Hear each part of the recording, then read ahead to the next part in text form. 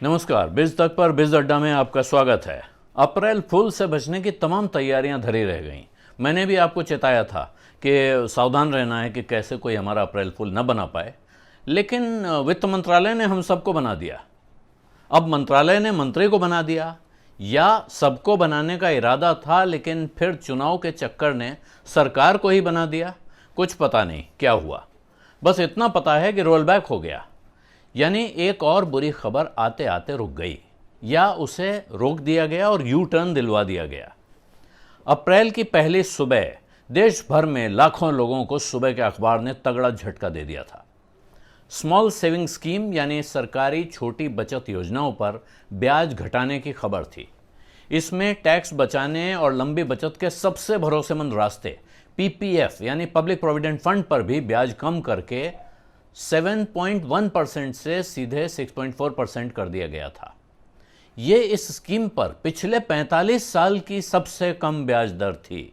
इसी तरह national saving certificate में तेज कटौती हुई थी, और भी तमाम जो स्मॉल सेविंग स्कीम्स हैं उनमें पोस्ट ऑफिस टाइम डिपॉजिट, ये सब तरह की योजनाएं हैं। और इसके अलावा जो पोस्ट ऑफिस में आप सेविंग्स अकाउंट में पैसा रखते हैं उस पर भी आधे % की कटौती की खबर थी।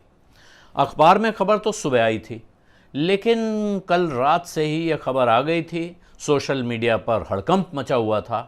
वित्त मंत्रालय के सर्कुलर की तस्वीरें लगी थीं और साथ में उस पर हो रही थी कमेंट्स की बारिश। लेकिन सुबह अखबार आने के कुछ ही देर बाद, बल्कि बहुत से लोगों की सुबह होने से पहले, बहुत से लोग 8 बजे के बाद अखबार पढ़ते हैं, और सुबह 8 बजने से 6 मिनट पहले यानी ठीक 7:54 पर वित्त मंत्री निर्मला सीतारमण ने ट्वीट किया और सफाई दी कि इन सारी स्कीमों पर ब्याज की दरें वही रहेंगी जो पिछली तिमाही में थीं, यानी कोई ब्याज दर बदल नहीं रही है, कोई ब्याज में कटौती नहीं हो रही है। उन्होंने ये भी लिखा कि इस बारे में ओवरसाइट से जारी हुआ आदेश वापस ले लिया जाएगा। उन्होंने अपने इस संदेश में, अंग्रेजी में लिखा संदेश था, जाहिर है सारे शब्द अंग्रेजी के इस्तेमाल होंगे, लेकिन मिस्टेक नहीं लिखा, एरर नहीं लिखा, एरोनियसली ऑर्डर्ड नहीं लिखा। ओवरसाइट क्यों लिखा, ये सोचने की बात है। मैं इस पर सोच रहा था, फिर मैंने डिक्शनरी में अर्थ देखा तो ओवरसाइट का अर्थ, जो पहला अर्थ मिलता है वो है निगरानी, नज़र रखना। ये यहाँ बैठता नहीं है। फिर ढूंढा तो दूसरा अर्थ मिलता है चूक।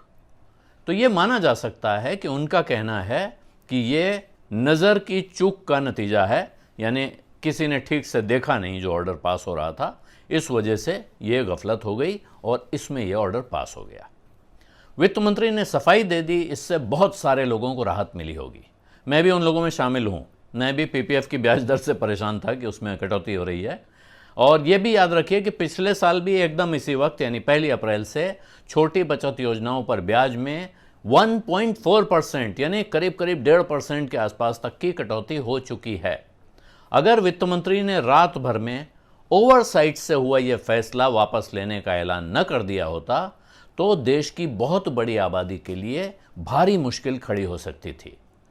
तमाम हो हल्ले के बावजूद जो हम लोग सुनते हैं कि शेयर बाजार में ये उफान और म्यूचुअल फंड में इतना पैसा और सरकारी बॉन्ड्स में, डिबेंचर्स में भी लोग पैसा लगा रहे हैं, इसके बावजूद इस देश का आम आदमी जो बचत करता है, जो घरेलू बचत जिसको कहते हैं, परिवारों की बचत, डोमेस्टिक सेविंग्स कहलाती है, उसका 80% से ज़्यादा हिस्सा इन्हीं स्मॉल सेविंग स्कीम्स में जाता है।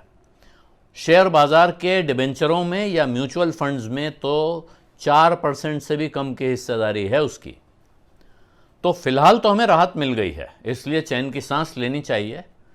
लेकिन फिर ध्यान दीजिए एक बार कि वित्त मंत्री ने लिखा क्या है।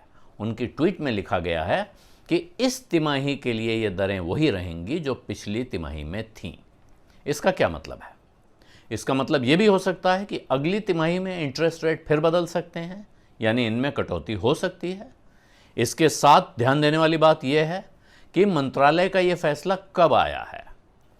मंत्रालय का ऐलान आया चुनाव के बीच में, जो 5 राज्यों में चुनाव चल रहे हैं, दूसरे दौर की वोटिंग के ठीक एक दिन पहले, और इसे वापस लेने का ऐलान आ गया मतदान के दिन सुबह सुबह। यहां यह भी ध्यान दीजिए, और यह बहुत इंपॉर्टेंट बात है समझना, कि इन स्कीम्स में जो पैसा देश भर में जमा होता है उसमें बंगाल देश में नंबर 1 है। जहां चुनाव का दूसरा दौर था आज। यानी बंगाल में ऐसे परिवारों की गिनती सबसे ज़्यादा है जिन्हें इन ब्याज दरों में कटौती से नुकसान होने वाला था। अब भी क्या ये हिसाब जोड़ना मुश्किल लग रहा है कि ये ऑर्डर ओवरसाइट से जारी हो गया था या सोच समझ के जारी हुआ था और फिर सोच समझकर वापस ले लिया गया। यही वजह है कि आज पूरे दिन यह किस्सा सोशल मीडिया पर छाया रहा, ट्विटर पर ट्रेंड होता रहा और विपक्षी पार्टियों के नेता इस मसले पर सरकार पर निशाना भी साधते रहे और चुटकियां भी लेते रहे। हाल ही में टीएमसी में शामिल हुए पूर्व वित्त मंत्री, भारतीय जनता पार्टी के दिग्गज नेता यशवंत सिन्हा ने तो सीधे प्रधानमंत्री पर ही निशाना साध दिया है। उन्होंने अपने ट्वीट में लिखा है कि आज मैं बहुत दुखी हूं। मुझे लगता था कि सिर्फ मेरे पास ही रोलबैक्स की मोनोपोली है। इस सरकार ने तो मुझे भी पीछे छोड़ दिया। श्रम कानून और लघु बचत योजनाओं की ब्याज दरें तो सिर्फ 2 नमूने हैं। रोलबैक मोदी। आपको याद दिला दूं कि जब यशवंत सिन्हा वित्त मंत्री थे तो उन्होंने कई ऐसे फैसले किए थे जिन्हें उनको वापस लेना पड़ा। सरकार फैसला करती थी, 1 दिन 2 दिन बाद रोलबैक का ऐलान हो जाता था, तो उस सरकार को रोलबैक सरकार और सिन्हा जी को रोलबैक फाइनेंस मिनिस्टर कहा जाता था। अब इन सारी टिप्पणियों को तो आप राजनीति मानकर खारिज कर सकते हैं, लेकिन यह सवाल तो बनता है कि सरकार आखिर कर क्या रही है। ऐसा बड़ा फैसला अगर चूक हो जाती है, गलती से हो जाता है, तो फिर उस वित्त मंत्रालय में कैसे काम चल रहा है, यह समझना कितना मुश्किल है। और चुनाव खत्म होने के बाद अगली तिमाही में रेट कटने का डर फिर बना हुआ है। ऐसे में लोग सरकार की स्मॉल सेविंग स्कीम्स पर कैसे भरोसा करेंगे, और अगर नहीं करेंगे तो वो जाएंगे कहां? ये सवाल लगातार बड़ा होता जा रहा है और इसके जवाब कम से कम होते जा रहे हैं। एक बड़ा एक्सप्लेनेशन है, तमाम अर्थशास्त्री हैं जो उदारीकरण के पक्षधर हैं, उनका कहना है कि ये जो छोटी बचत योजनाओं में पैसा लगता है, ये बहुत अच्छी जगह नहीं है पैसा रखने के लिए। लोगों को एक्टिव इन्वेस्टमेंट करना चाहिए, उनको शेयर बाजार में पैसा लगाना चाहिए। लेकिन सवाल यह है कि इस देश में बहुत सारे लोग डरते हैं, उनकी हिम्मत नहीं होती है, और वो उनकी 10 साल की आदत पड़ी हुई है, भरोसे के साथ सरकार के पास वो पैसा रखते हैं। सरकार खुद ये लियाकत क्यों नहीं दिखा सकती है कि वो इस पैसे को, उसे पता है कि ये पैसा बहुत समय के लिए जमा है, बहुत समय तक वापस नहीं जाएगा। जैसे पीपीएफ में मिनिमम 7 साल के लिए पैसा जमा होता है, 7 साल तक का लॉक इन होता है। तो सरकार खुद उस पैसे को अच्छी तरह से प्रोडक्टिव इन्वेस्टमेंट में क्यों नहीं इस्तेमाल करती है? शिकायत क्या है कि दुनिया भर में ब्याज दरें गिर रही हैं।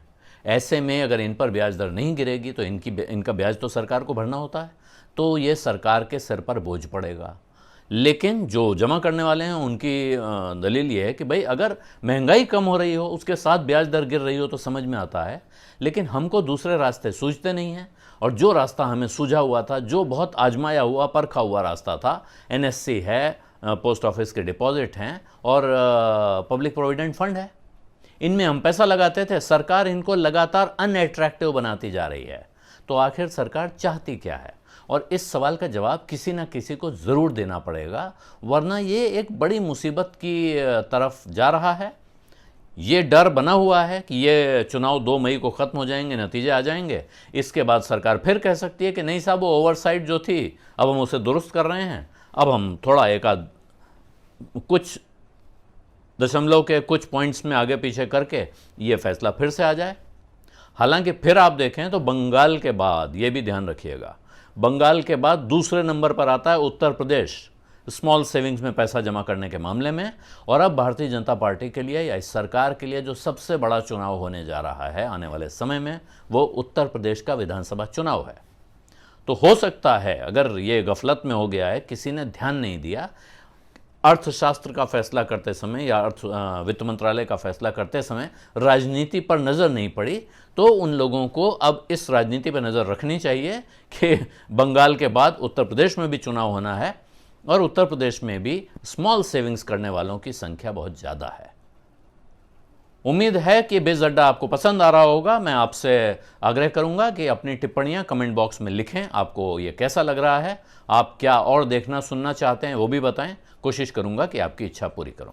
धन्यवाद, नमस्कार।